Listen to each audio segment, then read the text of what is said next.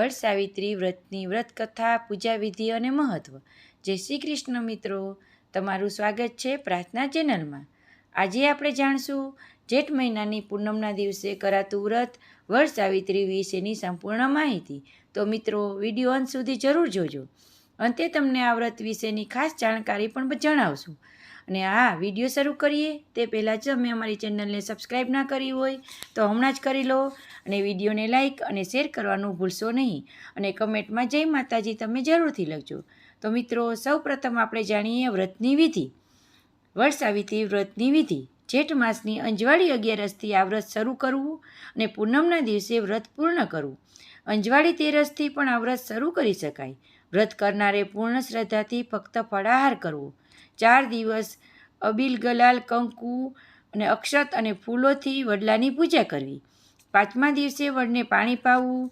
સૂતરનો દોરો લઈ વડની પ્રદક્ષિણા કરવી. અને મિત્રો, પ્રદક્ષિણા કર્યા પછી પોતાના સ્વામીના 100 વર્ષના આયુષ્ય માટે પ્રાર્થના કરવી. વડની પૂજા કર્યા પછી સતી સાવિત્રી વ્રતની વાર્તા વાંચવી. સાંભળનારે એકાગ્ર ચિત્તે વાર્તા સાંભળવી. પૂનમના દિવસે વ્રત પૂર્ણ થયા પછી સોહાગણ સ્ત્રીઓએ ચાંદલા કર્યા પછી ધારણા કરવા. આ વ્રત કરનાર સ્ત્રીઓને ચૂડી ચાંદલો અખંડ રહે છે. મિત્રો, આ હતી વ્રતની સંપૂર્ણ માહિતી. હવે આપણે આ વ્રતની વ્રતકથા સાંભળશું. આ વ્રતની વ્રતકથા એટલે કે વાર્તા. સતયુગમાં ચંદ્ર દેશના અશ્વપતિ નામે એક રાજા રાજ કરતો હતો. એ ઘણો પરાક્રમી અને સદ્ગુણી, સહનશીલ, ક્ષમાવાન હતો. કર્ણ જેવો મહાદાની હતો. બુદ્ધિમાં દેવગુરુ બૃહસ્પતિ જેવો હતો. અતિ સ્વરૂપવાન, ધીરજવાન, ભક્તિભાવવાળો હતો. એની પત્નીનું નામ હતું માલવી. રાજા રાણી સર્વે રીતે સુખી હતા, પરંતુ સૃષ્ટિમાં સંપૂર્ણ સુખી કોઈ નથી. રાજા અશ્વપતિ વૃદ્ધ થવા આવ્યો, પરંતુ સંતાનનું સુખ જોવાનું સદભાગ્ય તેને પ્રાપ્ત ન થયું. તેથી રાજા રાણી બંને દુઃખી રહેતા હતા. રાણી માલવીએ ઘણા વ્રતો, ઉપવાસો કર્યા, યજ્ઞ પણ કર્યા, પણ કંઈ વળ્યું નહીં. રાણી બિચારી શું કરે? દિવસે ને રાતે દીર્ઘ નિશ્વાસ નાખતી, અવિરામ અશ્રુધારા વહાવતી. એક દિવસ મહર્ષિ અત્રિએ રાજાને સલાહ આપી, હે રાજા, પુત્ર પ્રાપ્તિ માટે બ્રહ્માની પ્રિય પત્ની દેવી વિધાતાના સાવિત્રી દેવીની ઉપાસના કરો. તેથી બ્રહ્મા પ્રસન્ન થઈ પોતાનું વિધાન બદલશે. રાજા રાજ છોડી પુષ્કળ તીર્થમાં ગયો અને 18 વર્ષ સાવિત્રી દેવીનું તપ કર્યું. રોજ સાવિત્રી મંત્ર વડે 1 લાખ આહુતિ આપતો. સૂર્યાસ્તે કંદમૂળનો આહાર કરતો. 18 વર્ષે સાવિત્રી દેવી પ્રસન્ન થઈ કહેવા લાગ્યા, હે રાજા, તારા ભાગ્યમાં સંતાન નથી, પણ તે મને પ્રસન્ન કરી છે. તેથી તું 100 પુત્રની ગરજ સારે એવી પુત્રીનો પિતા બનીશ. દેવી સાવિત્રીના આશીર્વાદથી રાણી માલવીને ગર્ભ રહ્યો અને પૂરા દિવસે એક અપૂર્વ સુલક્ષણી કન્યાનો જન્મ થયો. એ બાલિકાને જોઈ રાજા રાણી સ્વર્ગીય આનંદિત નિર્મગ્ન થઈ ગયા. આખા દેશમાં આનંદ વ્યાપી ગયો. એ બાલિકાનું નામ રાખ્યું સાવિત્રી. શુક્લ પક્ષમાં ચંદ્રમાની જેમ સાવિત્રી દિન પ્રતિદિન વધવા લાગી. જેમ જેમ વર્ષો વીતતા ગયા તેમ તેમ કન્યાનું રૂપ, લાવણ્ય પણ વધતું ગયું. દેવી જેવું રૂપ ધરાવતી સાવિત્રી સૂર્યોદયથી માંડીને શયનકાળ સુધી વ્રત, પૂજા, શાસ્ત્ર પાઠ અને માતા પિતાની સેવામાં જ મગ્ન રહેતી. સાવિત્રી પૂર્ણ યૌવન થઈ તો પણ તે પાણી ગ્રહણ કરવા કોઈ માગું ન આવ્યું. ત્યારે રાજા અશ્વપતિએ પુત્રીની દેશાટન કરી યોગ્ય વરને પરણાવવાની રજા આપી. સાવિત્રી રથ લઈને નીકળી અને વનમાં આશ્રમ બાંધીને રહેતા ધુમ્રસેનના રાજાના પુત્ર સત્યવાનને પસંદ કર્યો. એ રૂપે સોહામણો હતો તો ગુણે પણ ચડે એવો હતો. સાવિત્રીએ એક ક્ષણે પોતાના હૃદયમાં વનવાસી રાજકુમારને સમર્પણ કરી દીધું.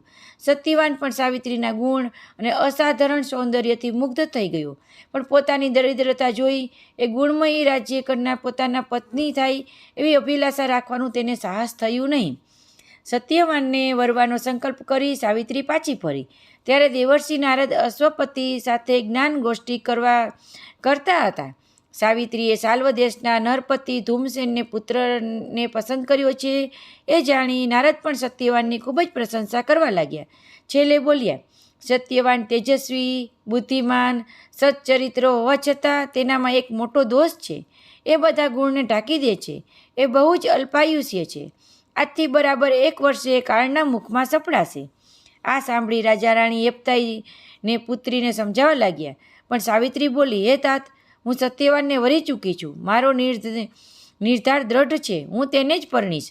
પુત્રીની મક્કમતા જોઈ રાજા અશ્વપતિ પરાણે ધૂમસેનના આશ્રમે ગયા અને પોતાની પુત્રી માટે સત્યવાનનું માગું નાખ્યું. ત્યારે ધૂમસેન કહેવા લાગ્યા, હે રાજન, આ અંધજનની મસ્કરી ન કરો. હું રાજપટ ખોઈ બેઠો છું. સગા હાથે દીકરીને કૂવામાં ન નાખો. ત્યારે અશ્વપતિએ કહ્યું, મારી પુત્રી સાવિત્રી જ તારા પુત્રને વરવાની હઠ લઈને બેઠી છે, માટે મારી વાતનો સ્વીકાર કરો. અંધ રાજા ધૂમસેનને ખૂબ જ આનંદમાં આવી ગયા. શુભ મુહૂર્ત સત્યવાન અને સાવિત્રીના ધામધૂમથી લગ્ન થયા. અશ્વપતિએ અશ્રુભરી આંખે કન્યાદાન દીધું, પરંતુ દીકરી 1 વર્ષમાં વિધવા થશે એ વિચાર રાજા રાણીને કીડાની જેમ કોરી ખાતો હતો. સાવિત્રી પરણીને આશ્રમે ગઈ. બંને આનંદથી મા બાપની સેવા કરવા લાગ્યા. સાવિત્રીએ નારદજીના મુખે પતિના અલ્પાયુષ્યની વાત સાંભળી. એ દિવસથી જ સાવિત્રીએ વટ સાવિત્રી વ્રત શરૂ કરી દીધું. લગ્નને 1 વર્ષ થયું. સત્યવાનના મૃત્યુનો દિવસ આવ્યો. સત્યવાન જંગલમાં લાકડા કાપવા જવા તૈયાર થયો. ત્યારે સાવિત્રી પણ જીદ કરીને સાથે ગઈ. જંગલમાં સત્યવાનને પીડા ઉપડી અને એ જમીન પર ઢળી ગયો. ઘોર જંગલમાં પતિનું માથું ખોળામાં લઈ સાવિત્રી વિલાપ કરવા લાગી. એટલામાં યમરાજ જાતે પાડા પર બેસી સાવિત્રી પાસે આવ્યા અને કહેવા લાગ્યા, હે પુત્રી, હું યમ છું. તારા પતિનું આયુષ્ય પૂર્ણ થયું છે. તારો પતિ સચ્ચરિત્રવાન, સાચું બોલનારો અને બુદ્ધિમાન છે. તેથી હું પોતે જ તેને લેવા માટે આવ્યો છું. આમ કહી યમરાજે સત્યવાનનો પ્રાણ ખેંચી લીધા. પતિના નિષ્પ્રાણ શરીર જોઈ સાવિત્રી ઝાડને પણ રડાવી એવી વિલાપ કરતી યમની પાછળ જવા લાગી. ત્યારે યમરાજ કહેવા લાગ્યા, દીકરી, પાછળ આવવાનું વ્યર્થ છે. વિધિના લેખ કોઈ કાળે મિથ્યા થતા નથી. તારા પતિનું આયુષ્ય પૂર્ણ થયું છે, માટે તું પાછી જા. ત્યારે સાવિત્રી બોલી, હું એક પતિવ્રતા સ્ત્રી જ છું. જ્યારે મારા પતિ જશે ત્યાં જ હું તેમની સાથે જ જઈશ.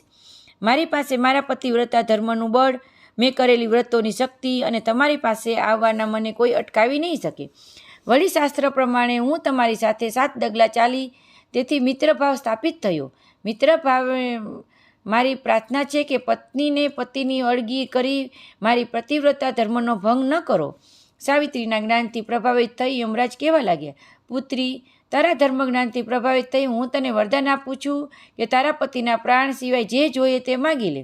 હે યમરાજ, મારા પર પ્રસન્ન થયા છો તો મારા અંત સસરાને તેજસ્વી આંખો આપો. સાવિત્રી બોલી, તથાસ્તુ. યમરાજે કહ્યું, હવે પાછી વળ. પત્ની તો પતિનો પડછાયો છે, મારાથી પાછું ન વળાય. જ્યાં પતિ ત્યાં જ સતી, એ જ નારી ધર્મ છે. વળી તમે મહાપુરુષ છો, જ્ઞાની છો, શું તમારો સંગ નિષ્ફળ જશે? યમરાજ ફરી પ્રસન્ન થઈને કહેવા લાગ્યા, ધર્મ વિશેના તારા જ્ઞાનથી હું ઘણો ખુશ થયો છું. હું તને પતિના પ્રાણ સિવાય બીજું કોઈ પણ વરદાન માગી લેવા કહું છું. હે દેવ, મારા પર પ્રસન્ન થયા છો તો મારા સસરાને રાજ પાછું આપી દો. સાવિત્રી બોલી, તથાસ્તુ કહી એમ બોલ્યા, દીકરી, હવે રસ્તો વિકટ આવે છે, માટે સમજીને તું પાછી વળ. ત્યારે સાવિત્રી ફરી વિનવવા લાગી, સૃષ્ટિના જીવ માત્રને નિયમમાં રાખનાર હે યમરાજ, શરણે આવેલાનું રક્ષણ કરવાનો તમારો ધર્મ છે. તમે મને દીકરી કહીને બોલાવો છો, વળી હું તમારા શરણે છું, તો મારું રક્ષણ કરો. હે પુત્રી, તારી મધુર વાણીથી પ્રસન્ન થઈ છું. તને પતિના પ્રાણ સિવાય બીજું કંઈ પણ માગવા કહું છું. યમના પગલે પગલે ચાલતી સાવિત્રી બોલી, મારા માતા પિતાને મારા સિવાય બીજું કોઈ સંતાન નથી. તમે પ્રસન્ન થયા છો તે તેમને 100 પુત્ર આપો, જેથી તેમનો વંશ વેલો હંમેશા ચાલુ રહે. તથાસ્તુ કહી યમરાજ બોલ્યા. સાવિત્રી પાછી વળવાને બદલે ઘોર અરણ્યમાં યમરાજની પાછળ જવા લાગી. ત્યારે યમરાજ બોલ્યા, દીકરી, તારી હઠથી પ્રસન્ન થઈ હું તને અંતિમ વરદાન માગવા કહું છું, માગીને પાછી વળ. ત્યારે સાવિત્રી બોલી, હે તાત, મારા પર પ્રસન્ન થયા છો તો હું 100 પુત્રની માતા બનું એવું વરદાન આપો. તથાસ્તુ એમ બોલ્યા અને આગળ વધવા લાગ્યા. ત્યારે એ બોલી, હે ધર્મના જાણકાર દેવ, પતિવ્રતા સ્ત્રીના પતિનો પ્રાણ તમે લઈને જાઓ છો, હવે કઈ રીતે તમારું વરદાન ફળશે? સાવિત્રીના ચાતુર્યથી અત્યંત પ્રસન્ન થયેલા યમરાજ બોલ્યા, હે સતી, પતિના પ્રાણ માટે તે ધીરજ દાખવી છે, તેનાથી અત્યંત પ્રસન્ન થઈ હું તારા પતિને સજીવન કરું છું. આશીર્વાદ આપી યમ ચાલ્યા ગયા. સાવિત્રી પતિના નિષ્પ્રાણ દેહ પાસે પાછી આવી. પતિનું માથું ખોળામાં લેતા જ સત્યવાન ભર ઊંઘમાંથી જાગ્યું હોય એમ આંખો ચોળતો બેઠો થયો. સાવિત્રીના આંખમાં હર્ષના આંસુ આવી ગયા. યમના વરદાનને પ્રતાપે અંધ ધૂમસેનને આંખો મળી, રાજ પાછું મળ્યું. સમય જતાં રાજા અશ્વસેન અને માલવીને 100 પરાક્રમી પુત્રોના મા બાપ બન્યા અને સાવિત્રી પણ ગુણવાન પુત્રોની માતા બની. વડ સાવિત્રી વ્રતનો આવો પ્રતાપ છે. હે બ્રહ્માને પ્રિય માં સાવિત્રી, જેવા તમે સતી સાવિત્રીને ફળ્યા તેવા વ્રત કરનારને સૌને ફળજો. જય સાવિત્રી દેવીમાં. હે મિત્રો, આ હતી વ્રતની વ્રતકથા. તમે પણ જો આ વ્રત રહેતા હો કે ના રહેતા હો, પણ આ વ્રતની કથા સાંભળવા માત્રથી જ તમને વડ સાવિત્રી વ્રતનું પુણ્ય મળે છે.